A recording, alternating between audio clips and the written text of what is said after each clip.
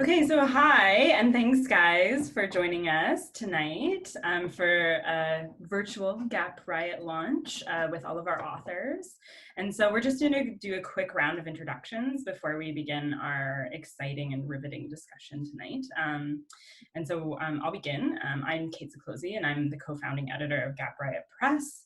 And yeah, I'm really excited to see how, poetry is shaping up in this here damned world and how it really is shining and really creating communities, around resilience and resistance. And so I'm really happy to be here. Danny? I'm that other editor, and I'm also the Zoom recorder lady today. So I have two jobs. And I'm just always stoked on weird poetry and excited to bring you four weird poets. Ashley, do you want to introduce yourself? I hate going first. I'm Ashley. I wrote a chapbook. Kate and Danny published it. Awesome. She's also very lovely. Terese, do you want to go next? Sure. Can you all hear me good? Yeah. My name is Terese. She, her pronouns. I'm from Toronto, and my chapbook with Gap Riot is called Manifest. I have it right here. And I'm excited to talk with you all this evening. Awesome. Franco? Franco Cortese, poet, recreant, and errant knave. Likewise, very excited to be here, and I feel very privileged to have a chapbook out through Gap Riot Press titled Of Fathers. Thanks, Franco. And Zoey? Hi, my name is Zoey. I use they, them pronouns. I'm also, as everyone said, super excited to be here. And my chapbook is titled A Performance of My Ecstasy. So, yeah. That big, gorgeous fish on the front. Okay, awesome. So I'm gonna begin with a pretty big question at hand, which is, what is the role of poetry in this pandemic world and in this world that is calling, for long overdue racial equity? What do you think the role of poetry is in this type of milieu in which we find ourselves? Anyone can start, just jump in.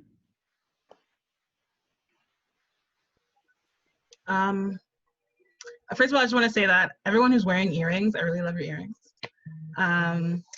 But I think that the role of poetry now, I think that the world has come to really focus on and at least attempt to appreciate art more in a time where we can't go out and see people, or at least we shouldn't be going out and seeing people. We're turning to other forms of media like television and writing and makeup and other things.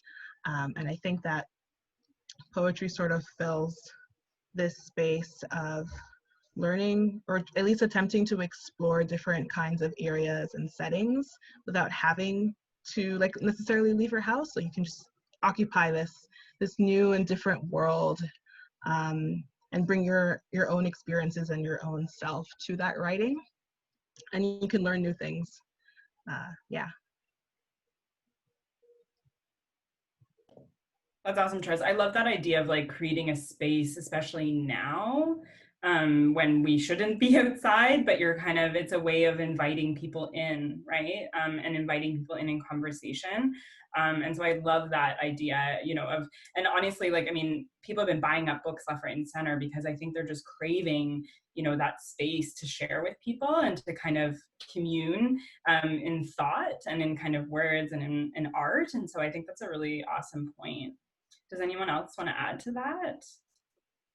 Yeah, we're all craving connection. Yeah, so I was saying I think it's we're all craving connection, and there's nothing more vulnerable than writing than writing, right? Especially like poetry, you're searching for the best words in the best order. You put so much of yourself behind a poem, and like in other forms, like all forms of writing have their own uniqueness, right? But in other forms of writing, you can kind of really hide yourself behind like a lot more. You can really explore yourself in like in many different characters, many different poetry. It's kind of like really succinct and slivered down.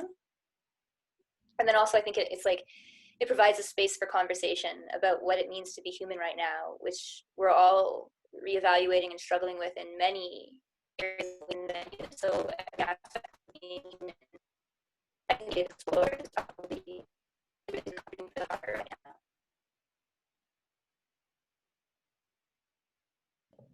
Yeah, for sure. No, thanks, Ashley.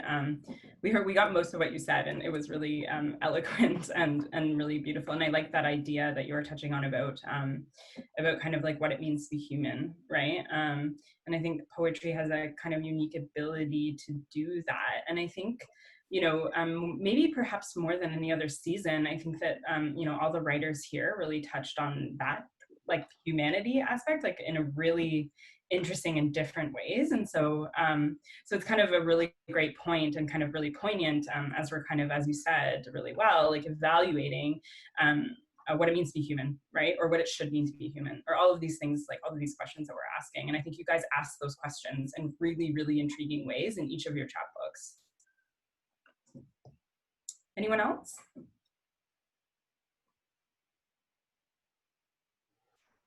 I think Terese and Ashley said it pretty well. Poetry at this current moment in time is very much about community. As I think Kate said before we pressed the big red button and started, the world is burning in so many different ways. And, creating little furrows of meaning into, our collective community is very nice and feels really right. Poetry also is in many respects at the edge of language.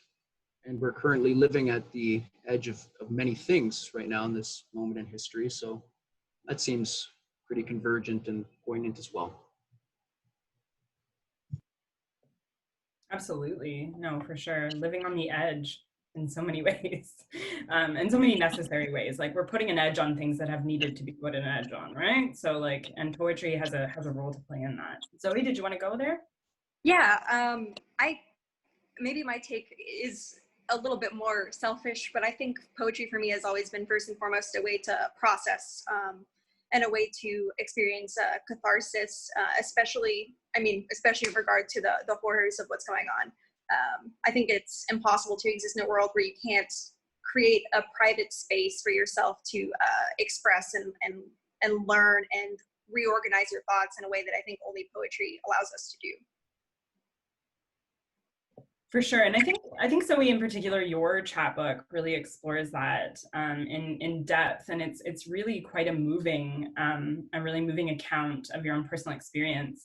And I was wondering if you just had anything else to share or add to that, because I think it's a really beautiful and compelling reason to write and to produce poetry. And we were just so enamored by your chapbook and really moved by it. So if you had anything else to share about that, we're all ears.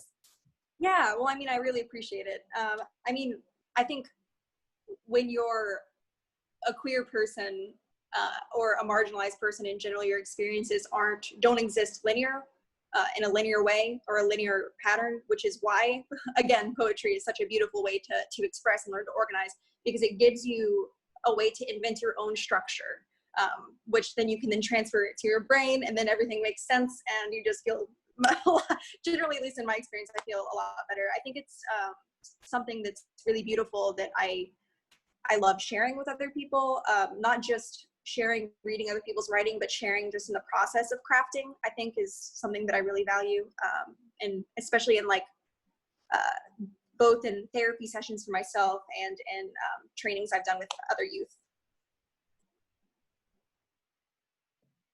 Yeah, that's really beautiful. And we love when poetry comes full circle and kind of reflects, your life in multiple ways, and the kind of activism that you're doing, the teaching that you're doing. Danny and I are both teachers by trade. And so, we always kind of I see a pedagogical element, right, of kind of producing work at the same time, and kind of calling people in, and and creating community based on that. And so I think it's really always so beautiful when work intersects like that. So I think it's really yeah, I think that's really great.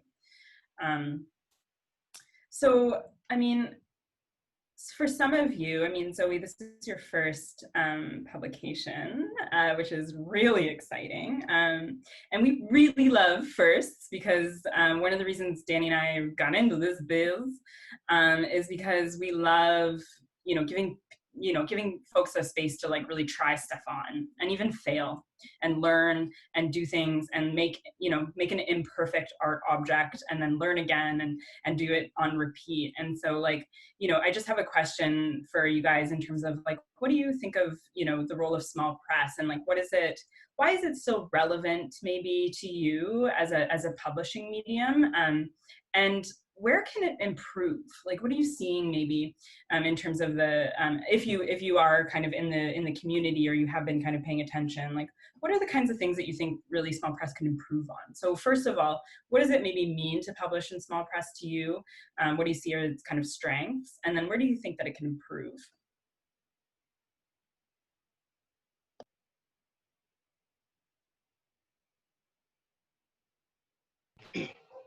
Well, I guess I'll go. I think that small press and the small press community is the place to be. I mean, you have to be kind of crazy to be a poet, because it's a dying art. And you have to be even crazier to run a small press, because it's, I'm sure, an often thankless job, almost invariably profitless. The people that do it for an extreme, almost deranged love for the art and the form. So, I mean, I owe so much to the people who run small presses, yourselves included. Also, it's definitely a place to experiment, much more than larger presses that publish trade-length books and things like that. So, it's a wonderful place for experimentation, both in form and in content. We're quite lucky, I think, in Canada to have such a dense community of small presses, and especially for experimental poets to have such a surprisingly large number of experimental poetry presses. So I think that it's a crazy and beautiful thing. These small press community are the winners, or perhaps beautiful losers in a losing game, if that makes sense. In terms of where they can improve, I think pushing for more inclusive representation of voice is something that is a constant struggle, and should obviously be prioritized in this moment in history. And of much lesser importance, it would be great to see some more emphasis on the avant-garde poetic object, which is something that I love and has such a dense history, but is perhaps a little bit underrepresented in the small press community. Not that it's absent, and not that it's being done very well by those who practice it. Beautiful losers indeed. Danny, we know all about that, eh, girl? No. I mostly know about being beautiful. With that crimped hair. Who's she? Been growing out for months, folks. No, thanks, Franco. That's really great. And I mean, yeah, experimentation is definitely one of the reasons Danny and I's first common love together was experimental poetry, and definitely, something that we really want to see if we can diversify and get more voices in, because I mean, even as women ourselves, like, it continues to be really difficult to publish experimental poetry from someone who is not a white man. And so we definitely started this press with that kind of mandate in mind, if you will, and just kind of vision to kind of really explode open that kind of scene in Canada in particular, and just really offer alternative and ever growing, ever getting better ways of doing that type of publishing work. So definitely. And Zoey, like, did you have anything maybe to add? Because you're American, and like the scene is quite different, obviously, across the border. So like, what does small press maybe mean to you down there in Kentucky? Sure. I'm rather inexperienced with presses, but I will say I worked briefly as an editor for Miracle Monocle, which is a small press I really love. The definitely interesting that I worked as an experimental editor, definitely interesting the just sheer quantity of white male submissions you received, specifically in that category, even though the amount of work it took to try to find and solicit work from underrepresented voices, which I mean, obviously reflects, it's also a reflection of who wants to submit to your magazine, not only just, very difficult, again, sorry, my words are mixed up. I'm not super familiar with presses, but those are my brief thoughts. No, absolutely. Yeah, and sorry, yeah, I mean, I put you on the spot there, but for sure. And I think, yeah, I mean, I think there are voices out there to be heard, right? And I mean, I think a lot of people kind of ask us about like getting diverse voices involved and whatever. And I think you just have to like, really take a look at how you're presenting your press and the kind of like, the events that you're going to, the people you're talking to, and the people that you're uplifting, right? And yeah, but I definitely think it's an area that needs more work, and even in our own press as well. And so Danny and I are spending some time taking a look at that in our own work here. And, we're really just striving to always continue to improve in how we do things and to serve the community that we serve. And so it's a long-standing project. It's a marathon, not a sprint. Is Ashley still here? Ashley, are you, there you are, darling. Yes, we can. How about okay. Yeah, my speaker stopped working. That's okay. Yeah, I guess for me, like I always fundamentally come back to relationship, and so I feel like the space to build like a more dedicated relationship is present in a small press. Like one of the strengths of a small press is you can really, right, and like the care and the time, like Franco was saying, it's a lot of labor, right? It's like, it's also labor. Oh no, did it stop? Yeah. Stopped. Can you hear me? We can hear you now, yeah. Okay. Okay, I don't know how much of you heard, but for me, so I guess to recap, it's relationship, and then also like the space to build relationship is just there in a small press. And I accidentally said it was like a love of labor, and then I meant labor of love, but it also, like Franco said, it is a love of labor to some extent. But so there's like a care that you can give each other in small press that I feel like maybe when things get bigger can get dropped. Mm-hmm. And so I think that's like where bigger presses can improve and learn from small presses, is to take that care. Yeah, and I'm not sure what it is where small presses can improve, I guess, to repeat the same, maybe not all these experimental white guys writing stuff, maybe get some broader, and not maybe, but definitely get more broader, which is tricky, because how do you get broader, right? Like you have to, because like Zoey was saying, who do you attract? And like, normally what's attracted to you is what you've published previously. And if for the longest time, small press has been doing like, so I feel like voices, but established smaller presses, it's going to be harder for them to open up, because people are going to look at what they've published in the past and be like, oh, that's not for me. That's not my space. Yeah, no, you make a good point, Ashley, actually, about like about what you've published in the past, right? And I think a lot of people come to us and they see the authors that we have published, and they're also referred to us. So we get a lot of people who are referred by other authors, yourselves included, right? Even Ashley yourself, I remember your first beautiful submission email to us where you were like, my friend recommended, you to us. And so I think you make a good point that it is kind of harder. But I think, by being kind of unapologetic about why you exist and the purpose that you have, like as a small press, and again, like doing good work, making sure that you prioritize voices, like, at every extent. And, it's such a small community that people talk, right? And so that's kind of one of the ways that we've been able to really diversify the voices that we've had, is just by people kind of having word of mouth and really just talking to each other, and that kind of community of trust, and building that up between our authors, and really just like that care that you were speaking about. Terese, did you have anything to say about all of this?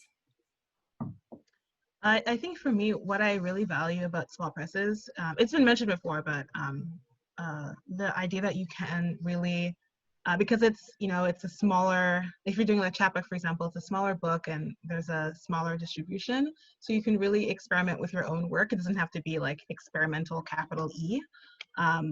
But if with my chapbook, I hadn't really written like fantasy poetry before. So I was like, oh, well, I'll just try it, you know, and see what it's like. And if You're lying.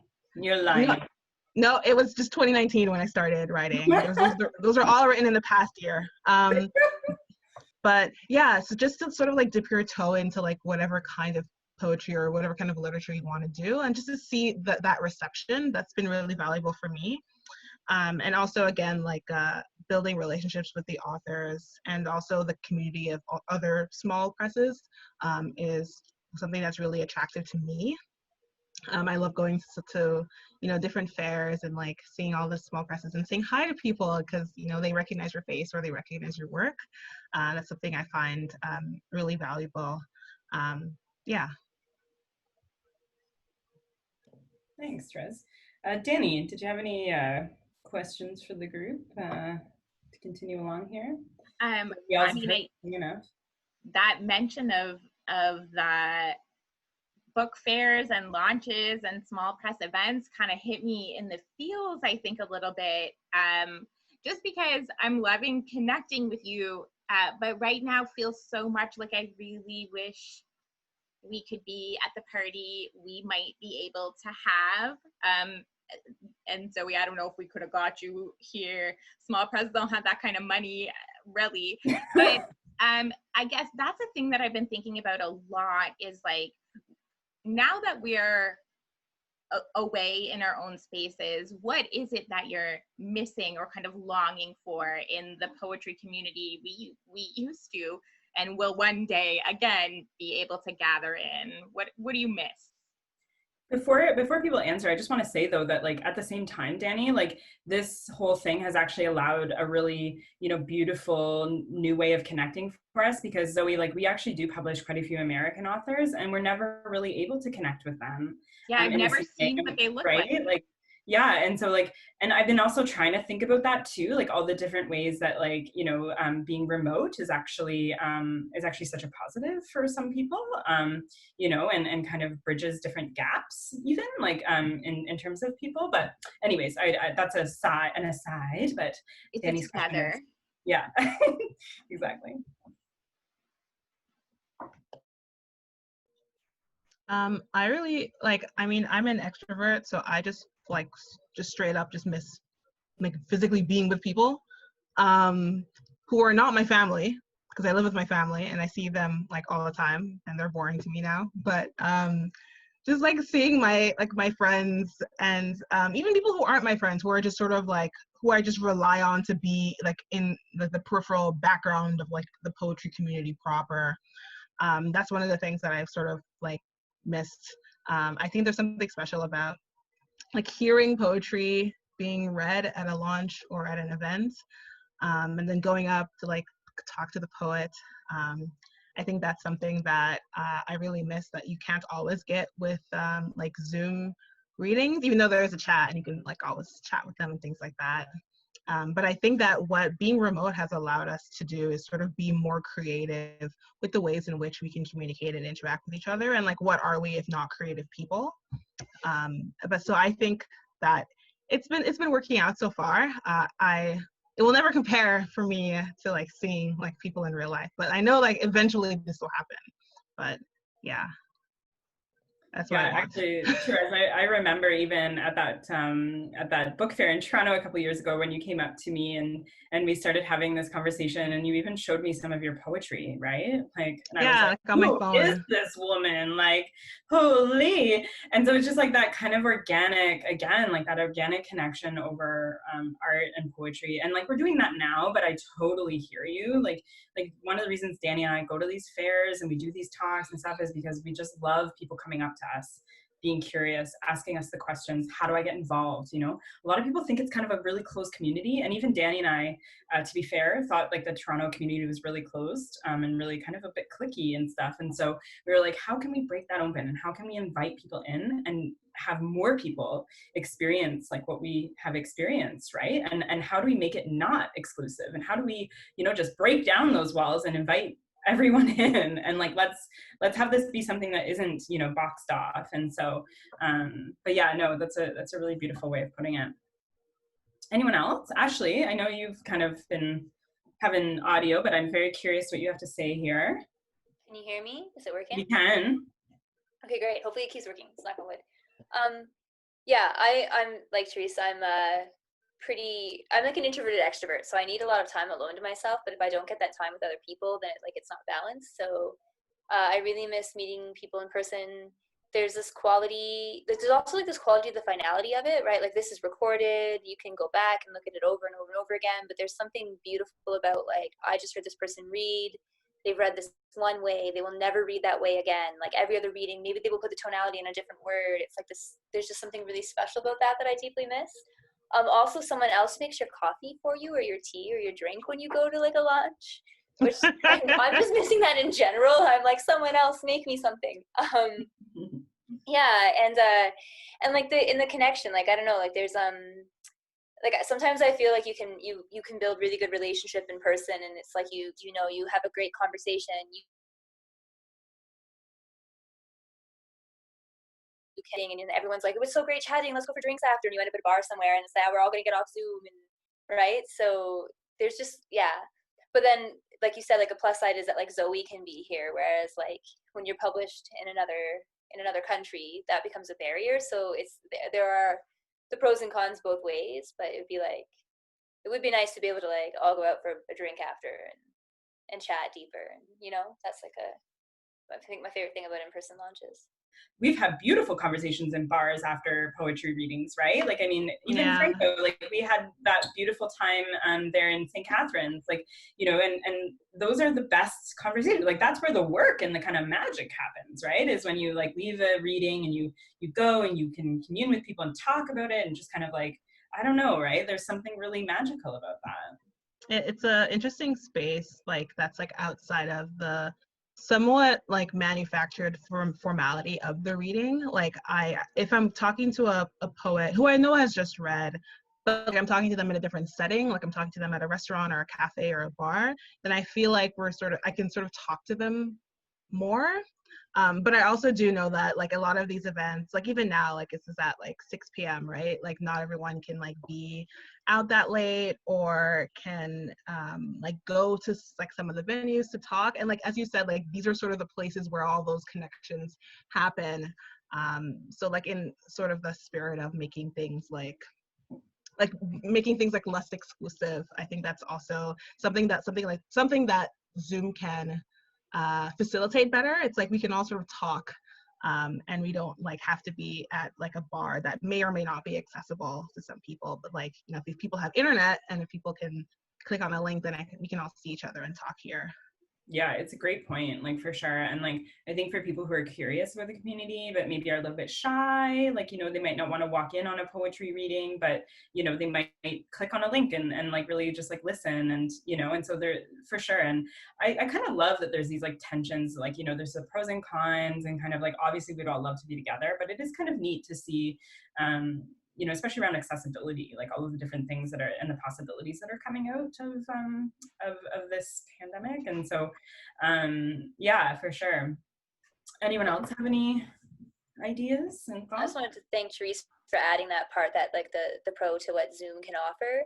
And I feel like there's this beautiful opportunity for a balance to be had where we could go back to like in-person launches and Zoom launches. And like what it would it look like if we did both? And then it was like there Mm-hmm. were like all those needs could be cared for and met in Canadian literature, well, and then hopefully global literature. Yeah, you make a great point. Like, I mean, I doubt things are going to return.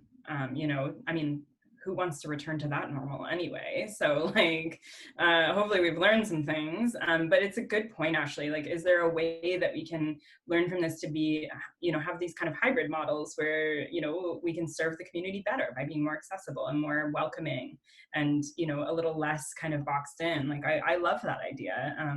And, you know, certainly Danny and I are thinking about that as we're kind of going through and doing these launches and what it means. And so we just want everyone to participate in poetry and love poetry. Poetry is for the people. Anyone else?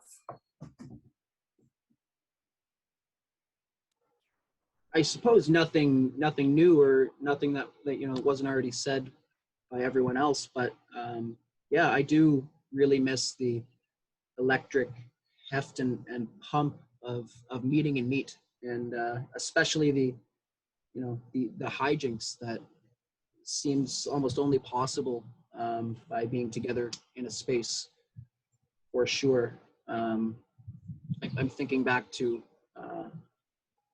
my and Danny's failed caper at Billfest this year. It's things like that, you know, that just sort of unfurl, you know, and unspool in you know, being bodied in space together. So I definitely miss that. But that being said, yes, you know, this weird time does open up a lot of, you know, generative and interesting prose and avenues and opportunities that increase accessibility and things of that nature. So it's, you know, it's a double-edged sword. What can I say?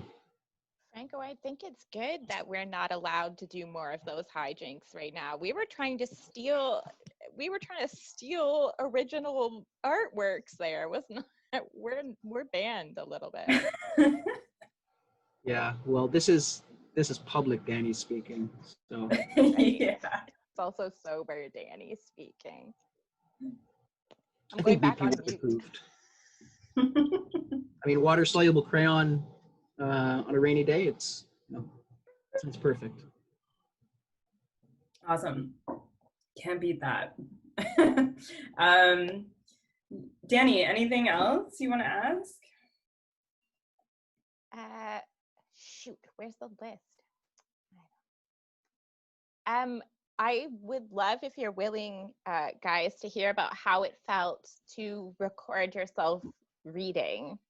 And maybe you could use that also to talk about what it's like launching your books from this kind of separation, how that might feel to you. And Ashley, if you're willing, maybe a Velociraptor impression. Would love. I know that you've had your Velociraptor track on, so. I guess that makes me have to go first.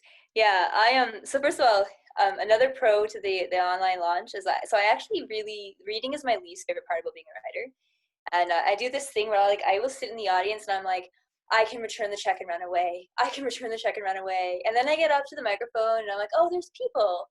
Okay, they're just people. And then I like get grounded and I read and I'm like, oh, we're all in our hearts together. I love this. This is wonderful. And then I get off the microphone. I'm like, now I can cash the check and run away. Like when I'm at the microphone, I'm fine. But everything around the microphone, I'm this like nervous bottle of I can't be here.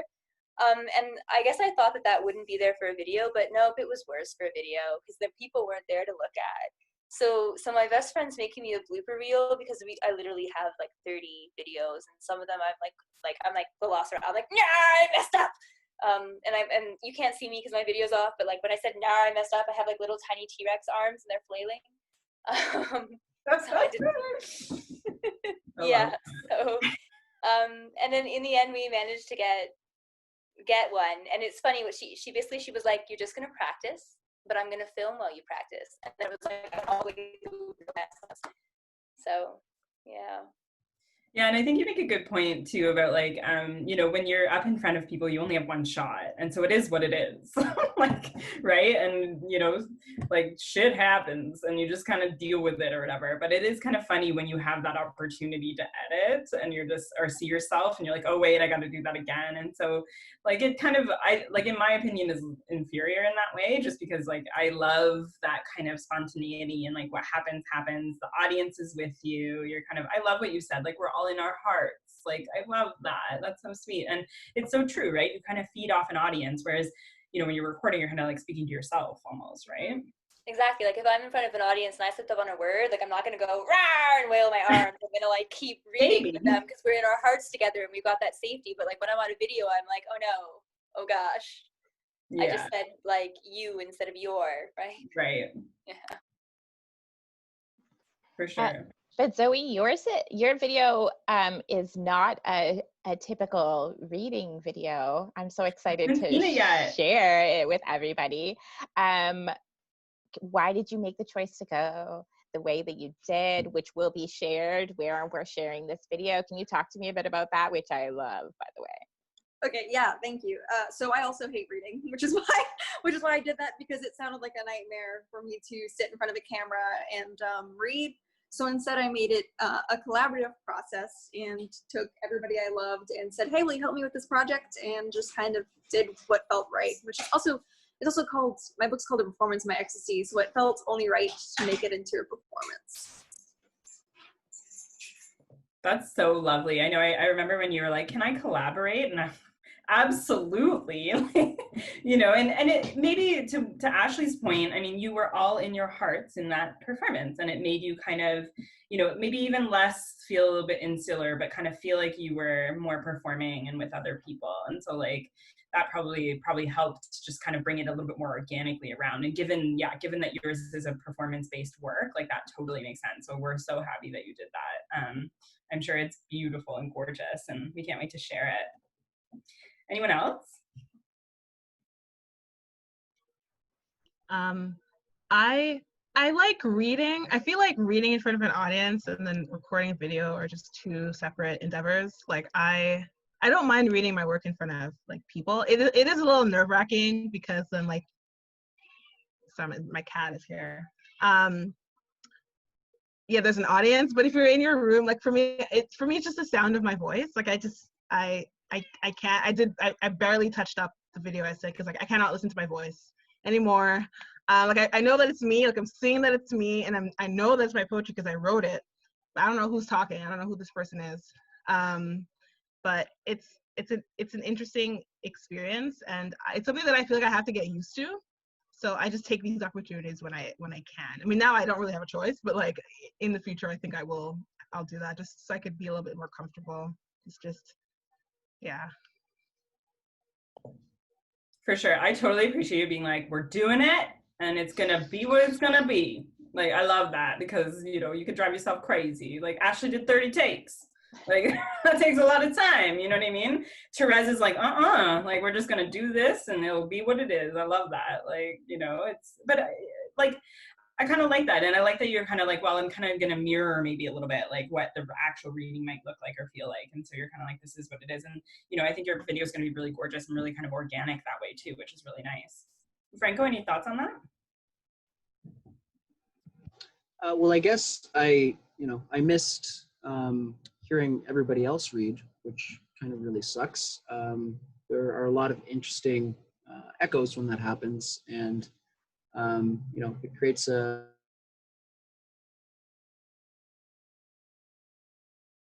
great goodness. You know, so that sucks. Being able to somewhat having it recorded in ways that are not just, you know, a person on a stage can be kind of cool. But I'm not sure if that really makes up for, you know, the nice fear of, you know, this ocean of black eyes and the buzz of the crowd, and again, you know, the echoes and the chimes amongst each other reading together. So yeah, for sure. I mean, I think there's like ultimately no substitute for that. And, you know, like I miss that too. It's something quite electric and lovely, and it's really quite singular to the reading experience, right?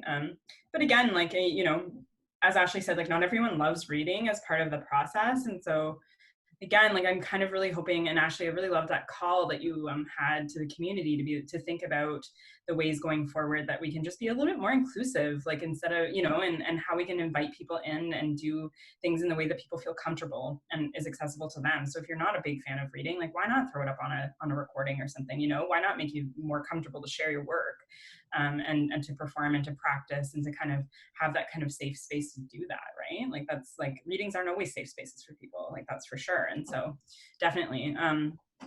So the people want to know, last question, and it's a weird one. If you were invisible for one day, what would you do?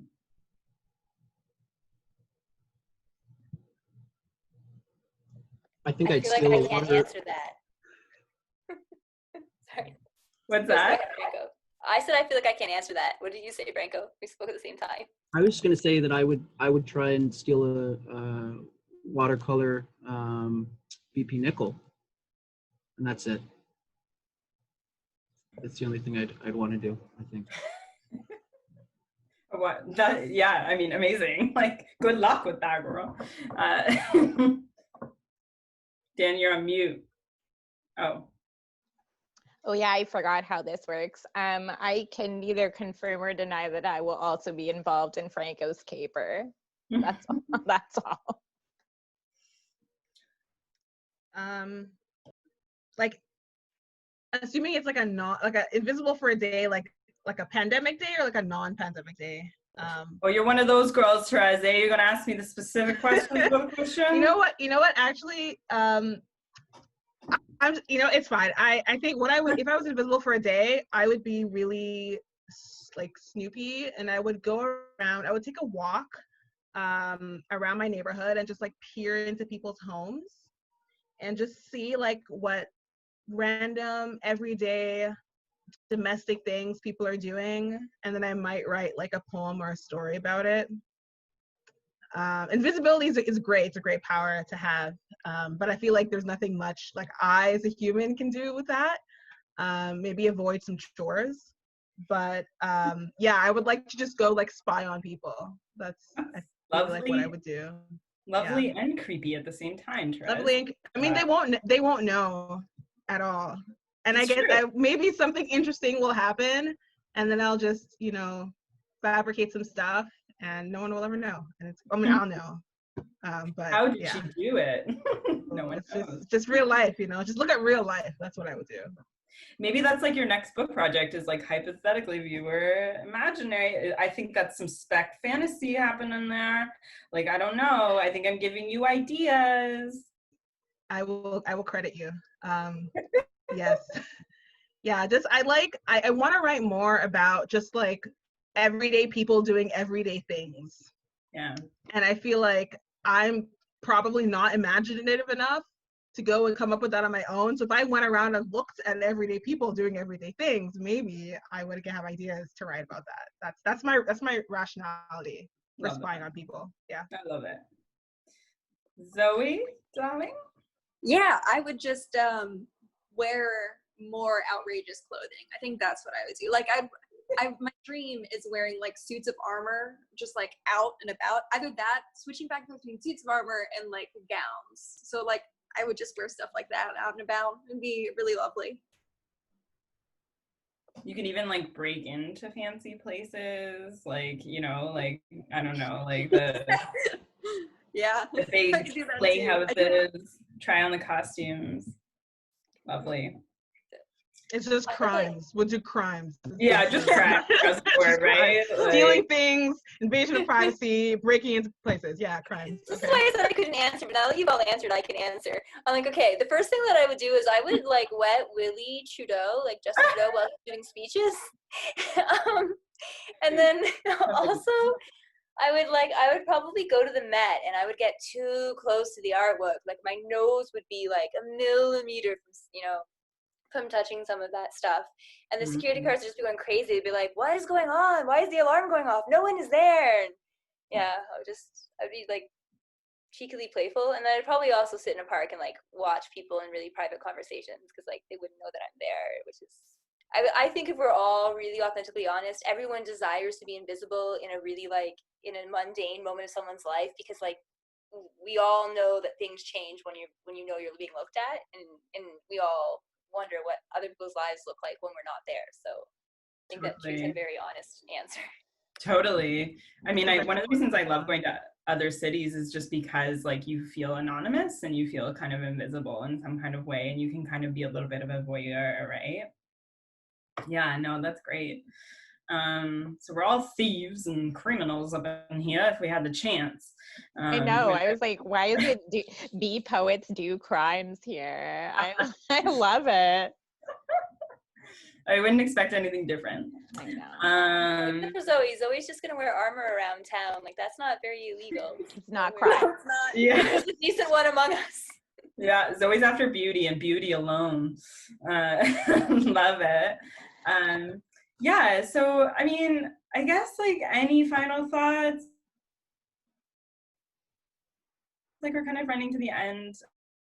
But I mean, if you have anything else to share with us about, you know, about your work with us here tonight, or with the press, or together, just any kind of final, you know, final words for our audience who has continued to watch this recording. Yeah, the floor is yours. I just want to say, for anybody who is listening, to please keep watching Louisville, Kentucky. Keep us in your hearts, and whatever you can, signing petitions. The people who murdered Breonna Taylor, a block away from me, still have not been arrested. So, absolutely, 100%. It's a tough act to follow because that's super important. But does anyone else have anything else they wanted to add, or final thoughts? I just wanted to say thank you for giving us sort of the space and the words to express ourselves in this way during this time. It was mentioned earlier that poetry is often very vulnerable, so I just really appreciate like you giving us this like opportunity to like be ourselves in this way. Thank you. Yeah, thank you This is guys. my cat also. Oh my goodness. This is just Benjamin. She got very restless, so she's just in my lap. You can't see her, but I just wanted to say she is having none of your shit. Look at that look. No, she doesn't care. No. She's like, Amazing. Anyone else want to jump in there? No pressure. Rock, paper, scissors, Franco? All right. I would echo both that, yeah, thank you. It's been such a gift and an honor to work with you, that there's just such care, and it's just been such a wonderful experience. And I tell people who are listening, who are writers, work with Gap, Riot, Press, submit. And then I also say, Kate and Danny, I'm so sorry that I've just made your workload larger by telling people to submit, but also they should submit. And then, yeah, and to echo Zoe, I think that something that is tricky about these times, but also beautiful about these times, is that in one hand, we've pulled away from the world and we have the ability to just isolate in our homes and not connect with it. And in the other hand, we've had this space to not be bombarded by things all the time, and to really have the space inside our hearts to look at our world. And our world is as we said before recording, burning right now. You know, it's there are so many injustices going on, you know, like, I mean, Wet'suwet'en still, you know, it's like that. It was like everyone needs to go home and isolate, except for the 500, you know, workers for the pipeline that we're going to send up suddenly, you know, to the middle of nowhere where there's no hospitals and they can't handle a COVID outbreak, right? So, like, there's just a lot going on in our world that we can make sure that we're doing what we need to take care of our hearts so we can be effective, but also that we're not just pulling away from that, and that we're all leaning into it when we can, how we can.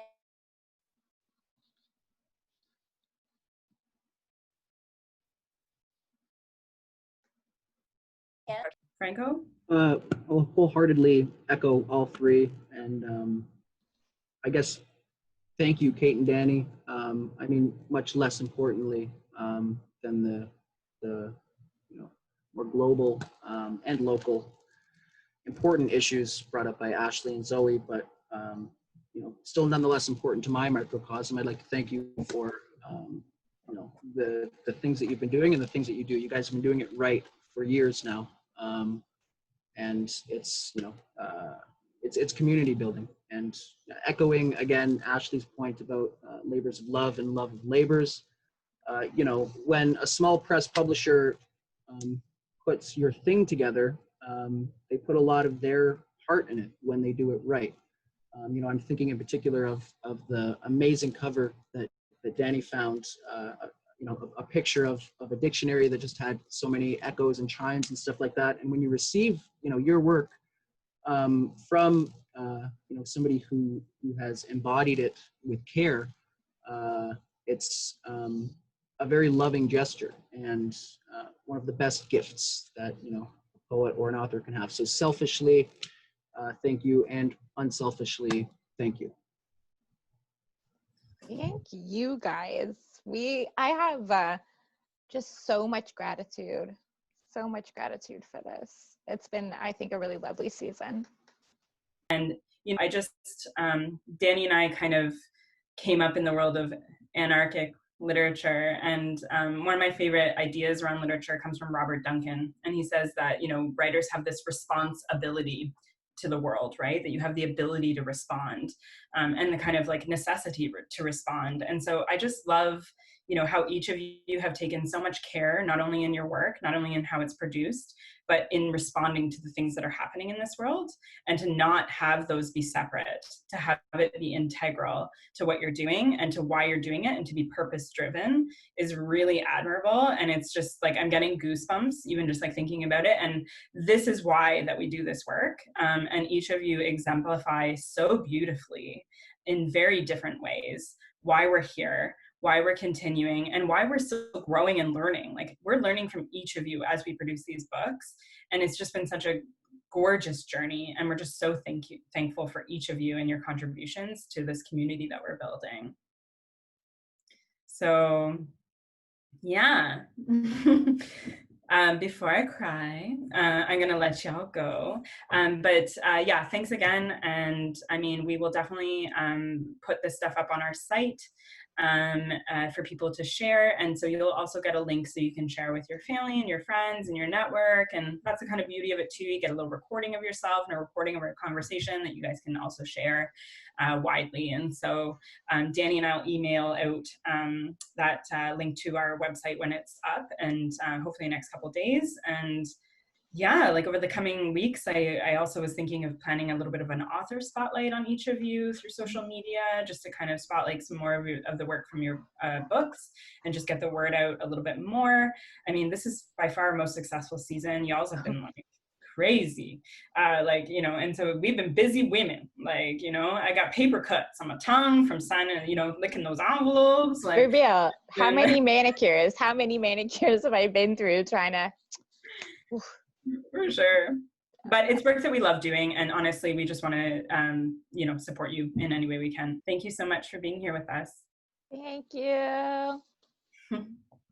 Bye, guys. Thanks so much. Bye. Bye. Bye. Bye.